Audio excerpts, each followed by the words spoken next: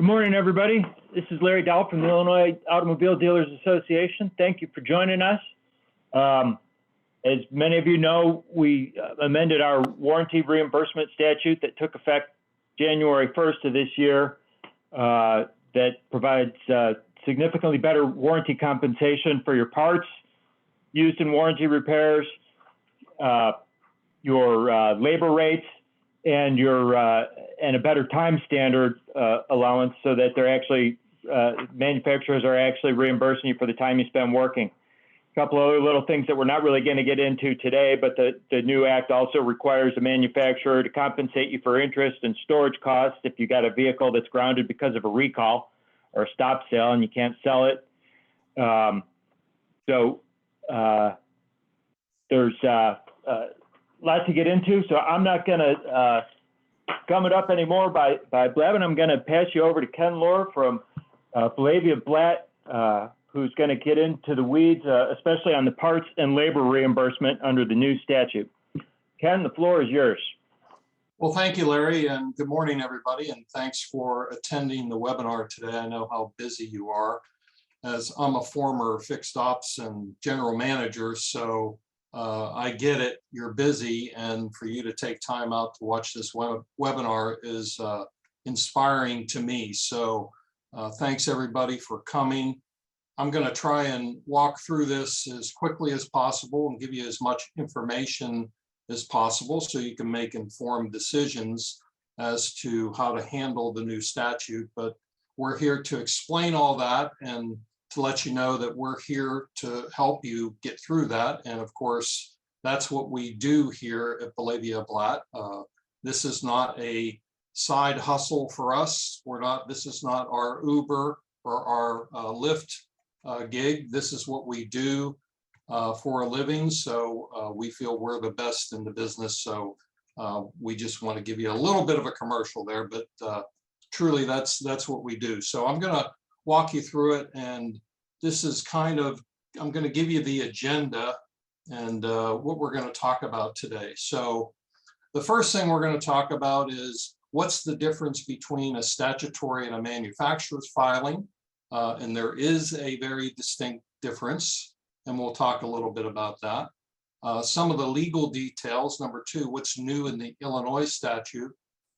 And we did this webinar late last year prior to the statute taking effect in January. So for those that didn't attend, this is kind of a repeat of what we did, and we're going to get into the weeds, like Larry said, about some of the very, very good features in this statute.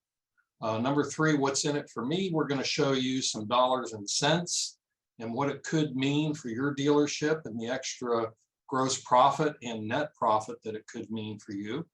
And some of the best practices for maximizing your potential return. So there's some tips we're going to talk about to prepare you to do a filing if you haven't filed, or if you've already filed, there's some things that you can do to refile to maximize your gain. So we'll talk a little bit about that. But as we all know, I kind of wanted to talk about a little bit of history of retail warranty reimbursement. And, you know, as the dealers cut margins, and of course, you know, during the pandemic and where we are today with tight inventories, we're actually have gross in the new car department today, which is refreshing, but it hasn't always been that way. And, you know, hopefully it stays that way, but it just may normalize, and we may go back to, you know, dealer or manufacturers flooding our lots with inventory, and, you know, maybe grosses will be reduced. So fixed ops and the gross profit that fixed ops brings everybody is so very important. So with the SAR being so low, and who knows what's happening with the economy and inflation, fixed ops is always going to be there. So it's really important that we have that coverage and that absorption, and retail warranty reimbursement will help everybody do that. So in the past, we've had, again, allocation issues, inventory constraints. We're all faced with facility upgrades. I just went by a dealer friend of mine's Hyundai dealership, and he's putting up a whole new store, and he just did that 7 years ago. So, you know, he's faced with a multi-million-dollar facility upgrade. So somebody's got to pay for that. Manufacturers, some of them still have stair-step programs, and we're all faced with audits and chargebacks, sales incentive audits, and all those types of things. And what's really important, and Larry and I had some conversation about this, is the EV situation. So with electric vehicles becoming more prevalent, we really don't know how that's going to affect our fixed ops revenue. So we don't know if hours per hour are going to go down. Visits, the number of visits into our stores, is that going to go down? We're not really sure. So there's a lot of uncertainties out there today. All right, let's talk about warranty reimbursement and a statutory filing versus what we call a local labor rate reimbursement filing that we've all done. If you're a fixed ops manager, service manager, parts service director, we've all done those. So that's the traditional way of, hey, if you're not on one of the manufacturer's automatic CPI index programs where you have to file and you have to submit to them for an increase once a year, you've done this. So they all handle it differently, but what's really important is when you do one of those, the manufacturer's in control. You're not, because you're not doing a statutory filing. So that's the difference. So for example, let's just say you're a General Motors dealer.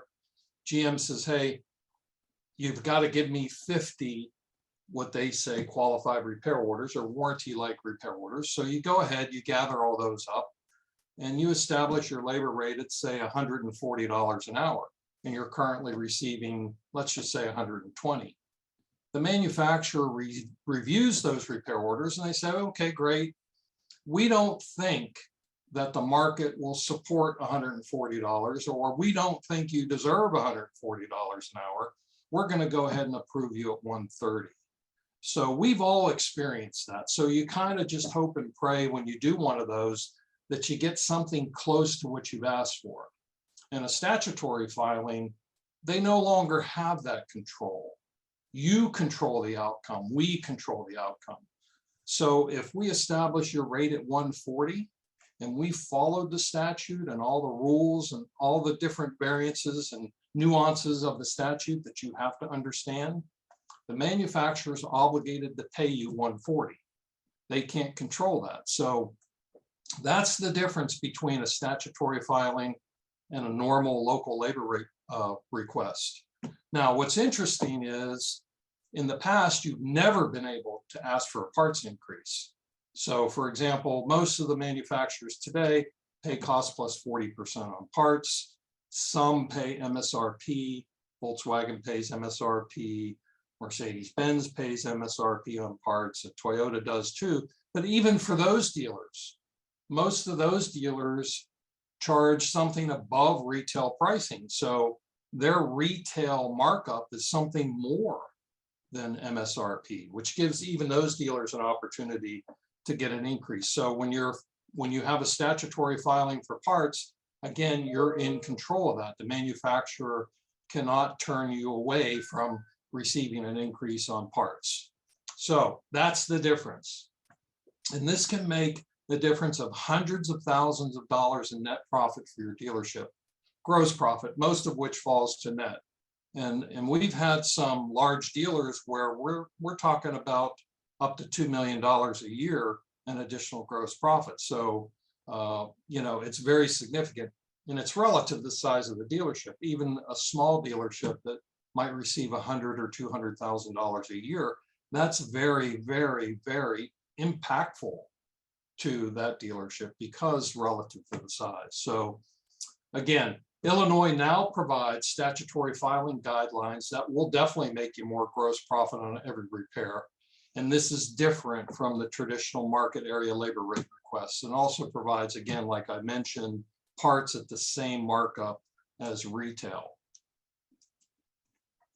So some of the legal details. Reimbursement rates for warranty work were initially established by the manufacturer is reasonable. And of course, we all know that that's not reasonable in the real world. We just did a submission for a dealer yesterday. They were at $97 an hour. We established their rate at $138. So the disparity between what reality is for that dealer and what they're actually receiving from the manufacturer is completely different. So this prompted challenges by dealers in all 50 states now. All 50 have some sort of statute, and Illinois, by the way, and Larry and his team have worked very hard. You now have a very, very strong statute. We'll talk about some of those features. So it was challenged, and now all the states have statutes on the books. Illinois dealers are now entitled to the same labor rates and parts markup on warranty as they are in customer pay. So again, this law allows you to apply for an increase from current warranty parts reimbursement markups and labor rates. And you can file, by the way, for parts twice per calendar year and labor once per calendar year. So that's important to note, because a lot of dealers that we've worked with, they fail to file on a yearly basis, depending on what state they're in, that allows them the cadence of filing. So most of us increase our rates on a yearly basis on the labor side, and sometimes on the parts side too. So at least that's something you need to look at least once a year. And it's important that you do that, because you could be leaving money on the table if you don't. So we'll talk a little bit about that. Now let's talk about some specific amendments to the Illinois statute that Larry referenced. So number one, elimination of surcharges or any other cost recovery strategies by the manufacturer. So this is very important, because a lot of dealers have never filed in Illinois because of this. So we've spoken to many, many dealers in the past where they could file, but they were afraid that they would receive that surcharge, and many dealers were surcharged. So now that's forbidden by the statute. The manufacturers cannot do that anymore. So if you have a concern about that, that concern's been eliminated with the amendment of this statute. Number two, this is very unique to Illinois. There's only one other state that has something similar to that, and that's Wisconsin. But Illinois, utilization of agreed upon labor time guides, or 1.5 times the warranty labor time guides for submitted claims. So in layman's terms, what that means is the labor times that the manufacturer have established for you, we all know, are much less than the retail. So if you're using a all data retail labor time guide, well, let's say, for example, that labor time guide pays 1 hour for a specific job. The warranty equivalent is typically maybe 7/10 or 6/10, significantly lower than that. So now you're entitled either to use an agreed upon labor time guide or just receive 1.5 times the current warranty labor times. I'm here to tell you that it's the cleanest way of doing it is probably to take the 1.5 times. It's just going to be much easier for warranty claims processing. And from what I've seen in my experience, that's about right. That's about equal to what all data is on average, is 1.5 times. So you may want to consider just using that instead of going to the manufacturer and saying, hey, I want to use all data, because that's going to create a warranty claim submission issue for you. They're going to require documentation on each and every labor claim. They're going to ask you, hey, what page number is that? Submit a copy of the page.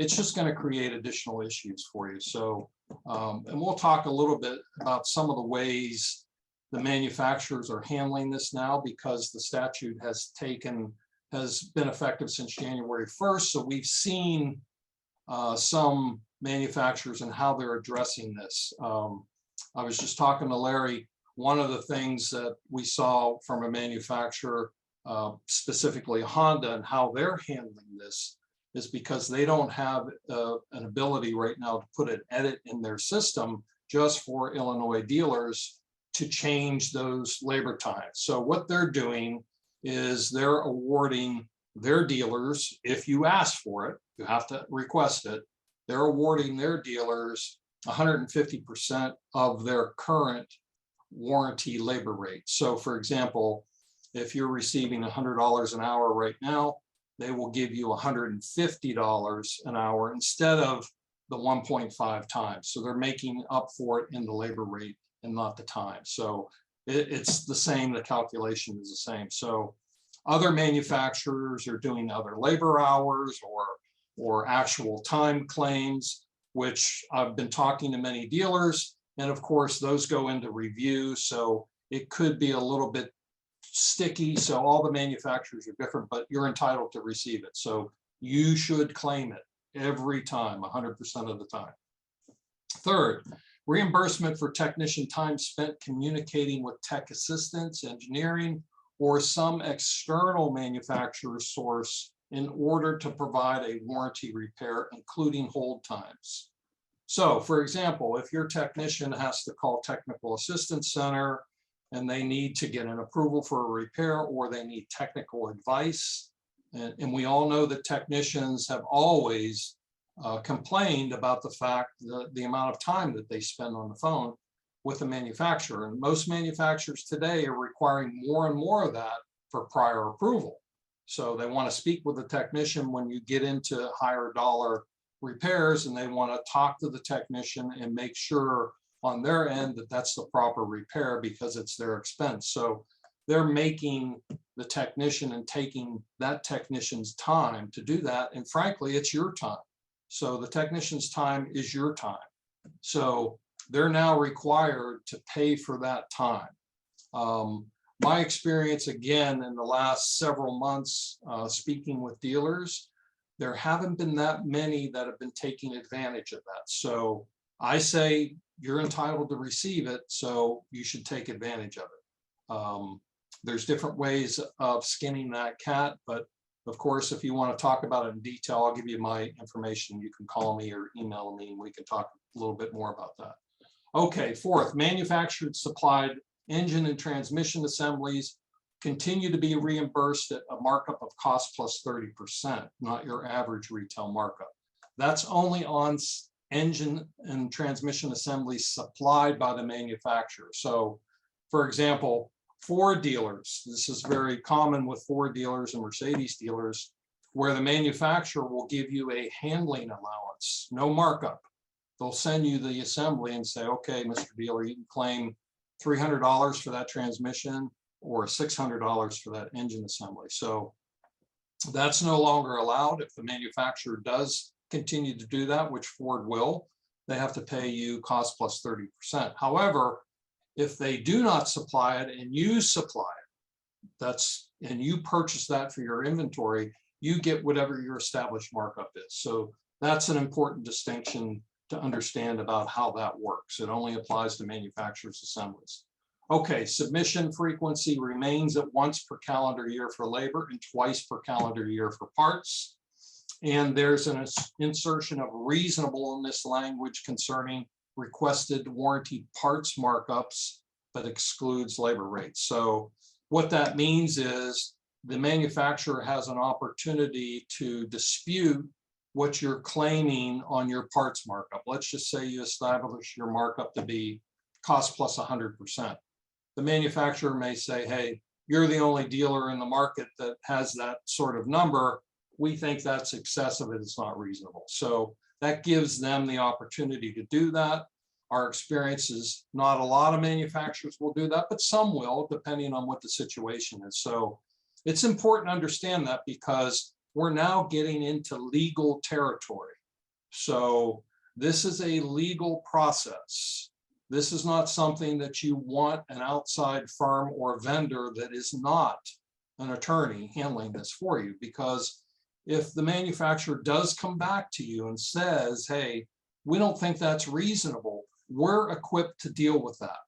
We're a law firm, so we understand how to handle that. The manufacturers know who we are, so they respect us. So when we do get involved in anything like that, we have a much better chance of success than a vendor that that's not a law firm. And frankly, we're the only law firm that I know of that does retail warranty reimbursement. So that's very important to understand that. And again, that's not a commercial. Those are just the facts.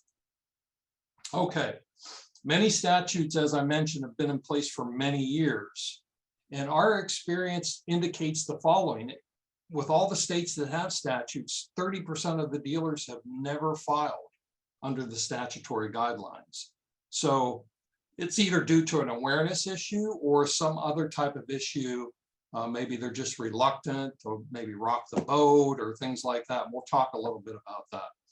And 70% of the dealers that have filed, many of them haven't maximized the results. So there's different ways and different methods that we understand that can maximize your results. So that's important to note too.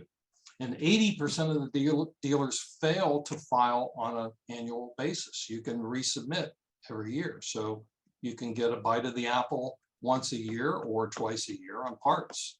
So again, if you're not getting the following, you've left money on the table.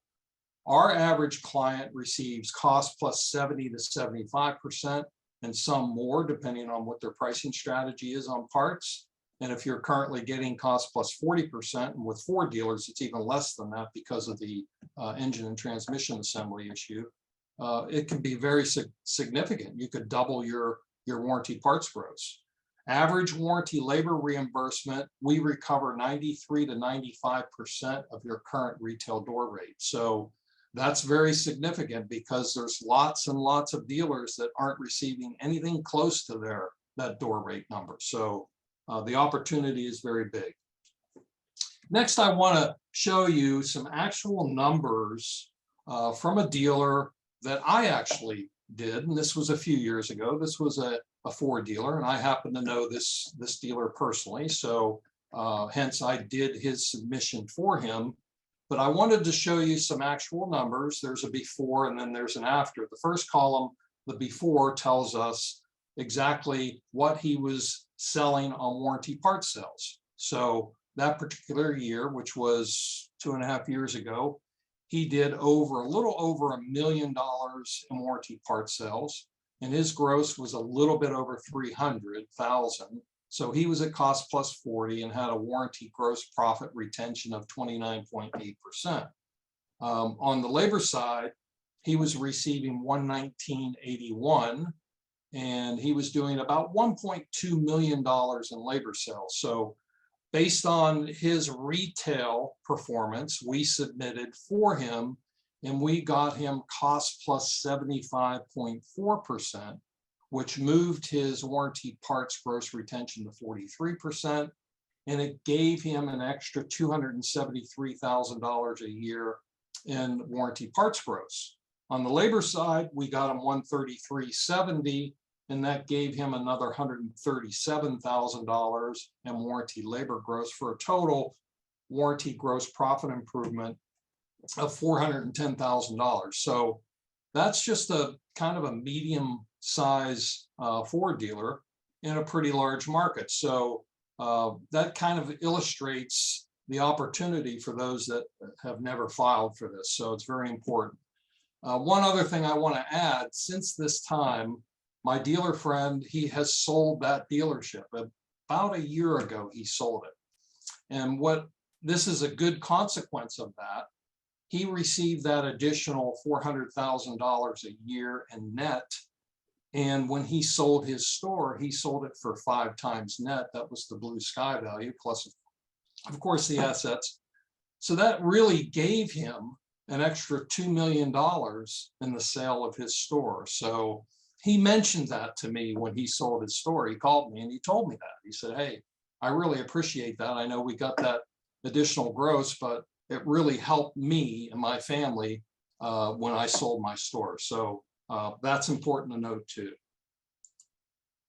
Okay, we want to talk a little bit about how these are prepared and how basically it's not an easy task. So I want to run through it a little bit for you.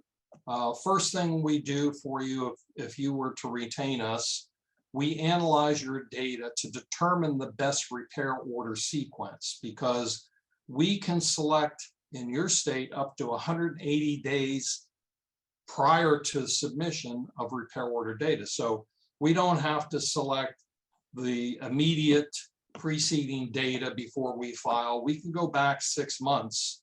So we have the opportunity to look at your data and say, hey, maybe it looks great. The outcome is going to be great if we use September's data or January's data, or whatever the situation is. So it's very important that you analyze your data to make sure that you're choosing the best repair order sequence to extract 100 qualified repair orders. So we're going to talk a little bit about that. So the extraction requires us to submit 100 qualified repair orders, and a qualified repair order is simply a repair order that is a retail repair order that would have been covered under warranty had the vehicle still been under warranty. So we have to get 100 qualified repair orders, and sometimes it takes 1,000 to 3,000 repair orders to review to extract those 100 qualified. So as you might imagine, that process is very timely for you to have to review up to 3,000 repair orders. That takes a lot of time.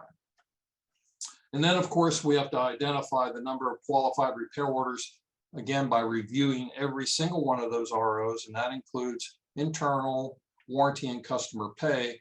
And all of those repair orders have to be submitted to the manufacturer. So you can't cherry pick the best 100 qualified repair orders out of the sequence. You have to take them as they come, and they will validate that, and they require that you send all repair orders that you reviewed, and they will review every single one of those. So of course, we also have to validate that the parts that are used on those are OEM part numbers, because you cannot use aftermarket parts to establish your parts markup or your labor rate. So you have to make sure that all the parts that are contained within that customer paid repair and that qualified repair order are in fact OEM part numbers. So that takes time too, because sometimes you may think it's an OEM part number, but it's not. Our parts managers get pretty creative when it comes to part numbers. When they get outside parts or aftermarket parts, they could just add an A to the end of it on the suffix or things like that to identify that. You may think it's an actual OEM part number when it's not, and your submission will be rejected because of that. Then, of course, you have to validate that each qualified repair complies with the state statute. So not only do you have to review all those repair orders, the ones that you think are qualified, you have to make sure that it does in fact comply with Illinois statute. Then you have to calculate the parts markup or the labor rate for each and every one of those qualified repairs. And then you have to calculate the overall markup or rate for all the qualified repair orders. And then before you submit it, you have to proof it to make sure that it's correct, because I will tell you, the manufacturer looks for reasons to reject your submission. So if you make one mistake, it's not horseshoes, this has to be perfect. If you make one mistake, that subjects you to the possibility of having your entire submission and all the work that you did invalidated and rejected. And you have to come back next year. So it can be very problematic. So it has to be perfect. And we have a very, very robust quality control system within our firm. We put additional sets of eyes on each and every one of these to make sure that they're perfect. Okay, some of the other considerations. Again, what's a qualified repair order? I talked about that. That's simply a customer paid repair that would have been covered under warranty had the vehicle been under warranty. So for example, to illustrate this, if a customer comes into your service drive with a leaking water pump or an engine oil leak or something like that, that's something that typically would be covered under the manufacturer's basic warranty. That water pump would be covered. So that is a qualified repair. So you would include that into the calculation, as opposed to that same customer coming into you to have, let's say, an oil change and replace a couple tires that are worn out. Well, that's not something that the manufacturer's warranty would pay for, so that's excluded from the calculation, which is a good thing, because those competitive maintenance items are normally priced at a lower rate than your repair type rate, the brain surgery that we do in our dealership. So that is the basic premise of what a qualified repair order is. Then other considerations, what repair lines can legitimately be excluded from the calculation? And that's all based on not just warranty like, but there are certain things that you can exclude depending on the statute. So you have to understand the statute, and Illinois allows you to exclude certain things. State rules also require that additional data be reported. Sometimes the statute in Illinois gives the manufacturer the opportunity to request additional information. So you have to handle that. Also, how do I handle discounts? If you do discounting on your repair work, that's very important. That all has to be accounted for. It's the net price that the customer pays is what the actual markup or rate is based on, not just the door rate. So if you discount your door rate, you have to account for those discounts. So we'll talk a little bit about that. And what are my specific manufacturer's requirements to comply? Because every manufacturer interprets the statute to their advantage. And if they have the opportunity to insert a certain rule that requires you to follow, they will do that. So it's very important to understand what those are. It's not always clear cut, and we know what those are, and we keep track of all the different manufacturers and what their different requirements that go beyond the statute. So you have to have a very good understanding of that. And of course, last but not least, you have to evaluate the gross margin on all the qualified repair orders to establish your markup or your labor rate. And then finally, before you submit your claims, you have to let the manufacturer know you're doing that. So there's a process for that. You just can't send them all the information. In fact, you have to know where to send it to. You have to know who to send it to, how to send it. Some manufacturers require snail mail, some require digital, some require PDFs. You don't want to send them a box of repair orders, paper repair orders. They don't like that. There's all different types of things that you have to understand and comply with, because if you don't, as I said, the submission must be, it's mandatory that you're perfect. It's perfection, or it will be rejected. Excuse me. So unless you have extensive experience preparing these, mistakes are likely to occur. Okay. Maximizing your results. Excuse me 1 second, get a sip of water here. You have to understand everything's a math problem. So you may want to submit today, but it may make sense to make improvements to your rates and submit later. For example, I had a dealer in a very large market. I'm not going to mention what market it is because I don't want to give that away, where the dealer told me what his door rate was, and he had a big disparity between what he was getting paid from the manufacturer and what his door rate was. However, I recognized, because I happen to know his market, because we work in that market a lot, that his retail rate was low. So we had him do a local labor rate analysis. He checked with all the other dealers. In fact, he was over $20 lower than everybody in the market. So it made sense for that dealer to make the adjustment in their rate and wait for that to embed in the system so we could get 100 qualified repair orders at that new rate. So sometimes it makes sense to wait. Sometimes it doesn't. It may not make sense. You may just take whatever gross you can at the time and wait, make some corrections, and file next year. So it's all a math problem. We can figure that all out for you.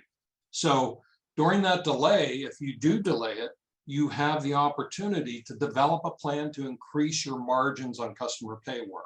So again, perform a competitive market analysis, make sure that you're within your market, and you can even go a little bit higher than your market without any issues.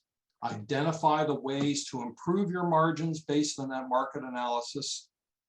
And we can help you with that because we're all car people at the firm. We're all fixed ops people on the retail warranty reimbursement part of the firm. So we understand all the different ways, and we can help you with those types of things. So and you can implement your strategy, then monitor your performance. And then when you're ready, when everything is baked in and the cake is ready, you can go ahead and submit. So that's something to also consider, is should you also maybe apply a parts pricing matrix for those that don't have that.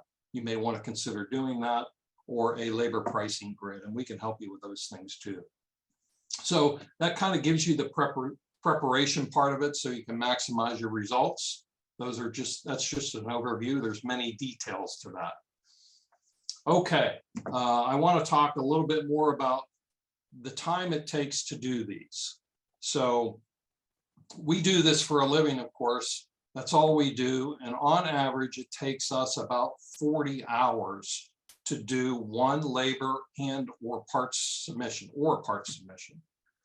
Depending on the manufacturer, it could take up to 60 hours. For example, in a Toyota or a Honda store where there's a high incidence of maintenance, it takes more repair orders to extract 100 qualified repair orders. So we may review 3,000 repair orders instead of 1,000. So it takes a long time.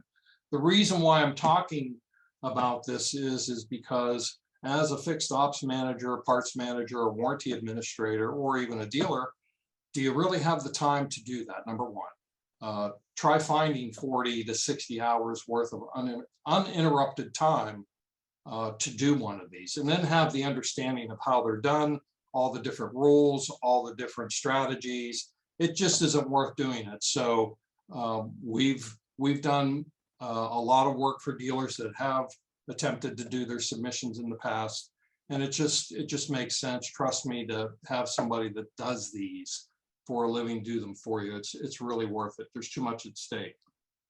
So we have a team of analysts, and we do everything for you. We obtain the data when possible by remote access. We look at all the repair orders, review them, we analyze the best sequence, and we prepare all the documentation necessary for the submission, because it has to comply with the statute. And again, if it doesn't, the manufacturer will reject it. So in the rare instances where we have to get involved on the legal side, and I'll just give you one anecdotal one that happened recently.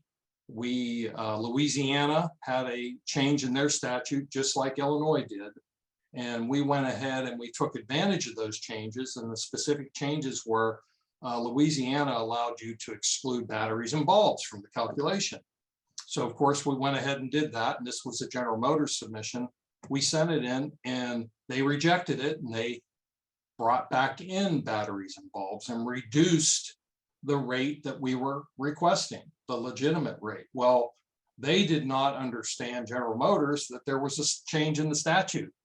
So we did a legal rebuttal, and that's the difference between a law firm and a vendor that doesn't have that ability to do that. So we prepared a legal rebuttal, and of course we're successful when doing that, because the statute worked in our favor. They were incorrect and we were correct. So that's the anecdotal that actually happened. So that's the importance of having a legal team advise you on such things. Okay, this is just an example of a request letter that we have to do to the manufacturer, and it's a legal document. We prepare all that for you. And again, following the state statute, it's essential that you do that. It's a legal process, and you have to comply with that statute. And again, the manufacturer knows us. We're very well known in the business. They understand that those submissions are coming from us. So let's talk a little bit about, earlier in the presentation, we talked about the 30% of the dealers that have not submitted for retail warranty reimbursement that are entitled to do so. You know, there's a certain percentage that's lack of awareness, but I think that's very small. Most of the dealers today understand from their state associations what they're entitled to do. So I think it's more about some other things, and we hear some of these objections, and I just want to bring them to the forefront. Some of the most common objections are, I'm afraid of retaliation. You know, that really in the real world doesn't happen. 50 states now have retail reimbursement statutes, and it's routine business for the manufacturers. In fact, the team of people that they have reviewing the statutory submissions, that's all they do. They're dedicated to that process. So all the manufacturers have not only a team of people, they have a manager that handles that part of the business. It's separate from the warranty processing. So this is routine business for them. Gone are the days back in the early days in the 80s when some of the statutes were first introduced, where the manufacturer would say, hey, maybe you're not getting 10 Corvettes this month. You're not going to get any. You'll get maybe one for the entire year.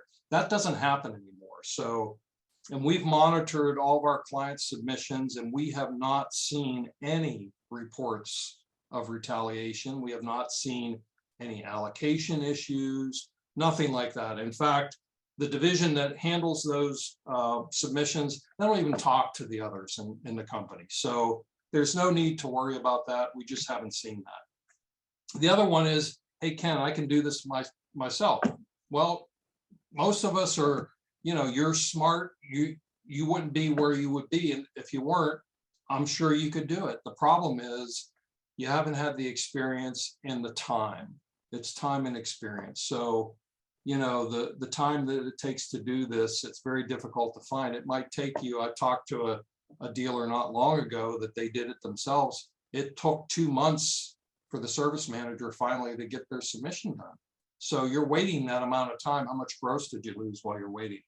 So sometimes the staff doesn't understand the process, doesn't understand what the statute is and how to comply with the statute. So it's just very, very cumbersome.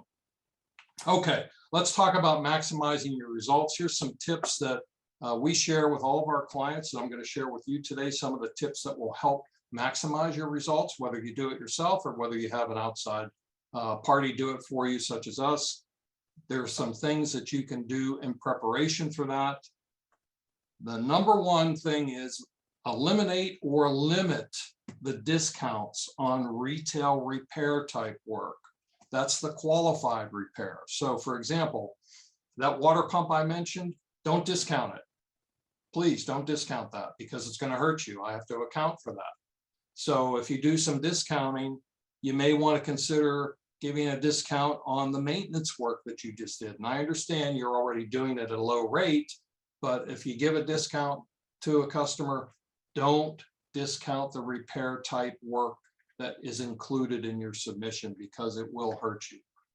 If you do any discounting, discount the parts when applying for labor. Let's say you're going to do a labor submission and you know that you're going to be doing that. Well, if you feel compelled to give any discounts and you have some coupons out there, go ahead and discount the labor, but not the parts. Most manufacturers will allow us to do labor or parts specific discounts. There are a few that don't, and you can always email me and ask me who those are. We won't talk about it today. We won't have enough time, but let me know who your manufacturer is and I can tell you how to handle discounts. So if you're going to apply for parts, then go ahead and discount the labor. So those are the things to keep in mind. Clearly label the discount as either parts or labor and apply it to the specific repair line, not the entire repair order. Because if you give an entire repair order discount, you have to allocate that discount to every single repair line, customer paid repair line, which includes the qualified repair, as opposed to just discounting the specific repair line. And again, you don't want to discount the repair type line. You want to discount the maintenance line that's not qualified. Then you don't have to account for that. So that's important to remember.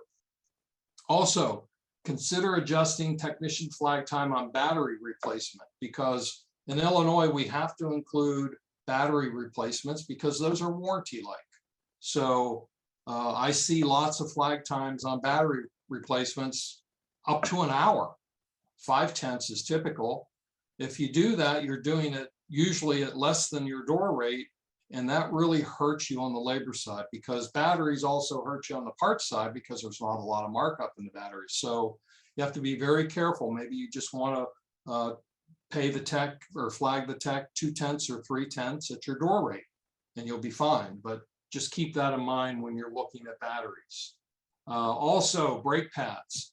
Many manufacturers require us to include brake pads and rotor machining. Some don't, but many do. Again, you can always ask me. I'll give you my email address and you can let me know, and I'll tell you who those are. But for most of the manufacturers that you have to include them, typically I see technicians flag 2 hours for replacing brake pads and machining rotors at a much reduced rate to stay competitive. And if you do a lot of brake work, that will hurt you. So you may want to consider adjusting that rate or adjusting the flag time. So I typically recommend 1.2 hours, and you can handle the additional time some other way. So recognize that in a lot of cases, you do have to include brake work. Also, bulbs. In Illinois, we have to include bulbs. So install bulbs at full retail with reduced labor times. Don't pay your technician 5/10 to replace a bulb. Now, of course, some of them, you have to pull a bumper off of a car or something like that. Then charge your door rate because it becomes complicated. So just understand that in most cases, we have to include bulbs. Usually on the parts side, that's not an issue because bulbs usually have a pretty high markup, so it helps you on parts, but it really will hurt you on labor. Also, alignments are included when necessary to complete a qualified repair. So for example, let's say that you replaced the tie rod end on a car. That's a warranty-like repair.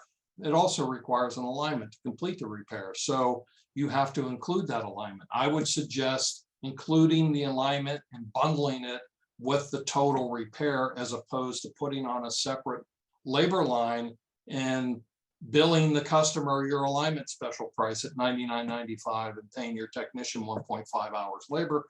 That will hurt you. So consider putting that alignment into the total repair of replacing that tie rod, which would be at your door rate. Then it won't hurt you, okay? Some manufacturers will require the inclusion of routine alignments. So consider adjusting the technician flag time or the labor charge. And again, not all manufacturers do that.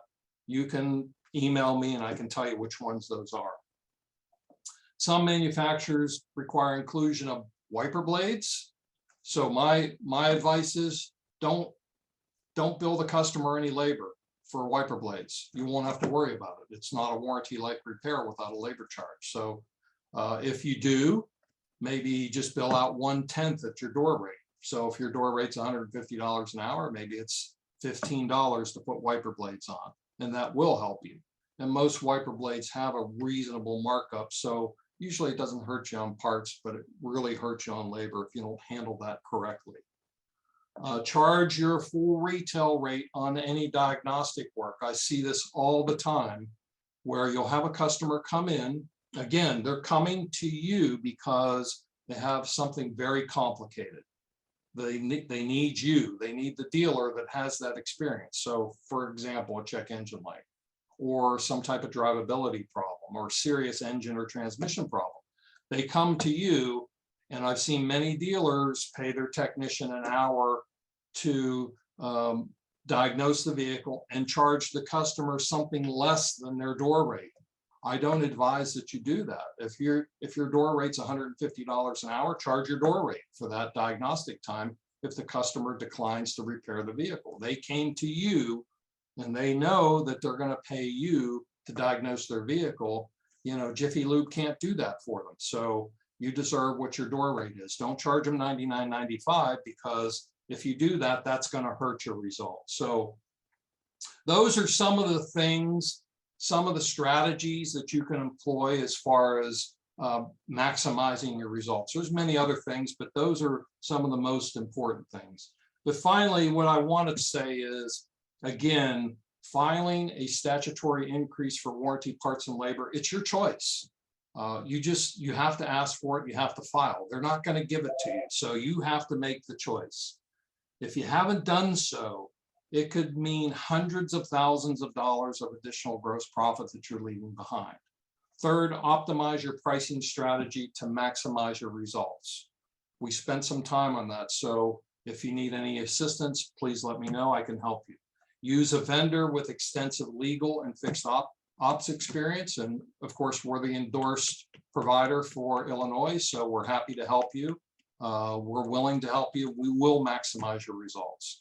And once approved, this increase will drive significant profits forever. It's just not today or tomorrow. Once you establish your parts markup, it stays with you. So it's very important to consider that this isn't a short-term solution. This is a long-term solution to a problem. And after all, it's your money. You deserve it. You earned it. So with that, I'm going to put up our email address. Feel free to email. This is our phone number. Feel free to call if you want to discuss anything with me. I'm happy to do that. You can go on our website, dealerlaw.com, and you can look at some of the things that we have on our website. We have many videos and some instructional things for you there. So with that, I just want to thank everybody for coming to today's webinar and spending the amount of time that you did. We really appreciate that. Larry, I don't know if you have anything you want to say to wrap things up before we go. All right. Larry is... On mute button. Thank you, Ken. That was very good. Nothing to add other than thank you very much. And maybe people have questions for you before we wind it up. All right, everybody have a great day. Feel free to email me or call. I'm happy to answer any questions for you. Thanks for having us.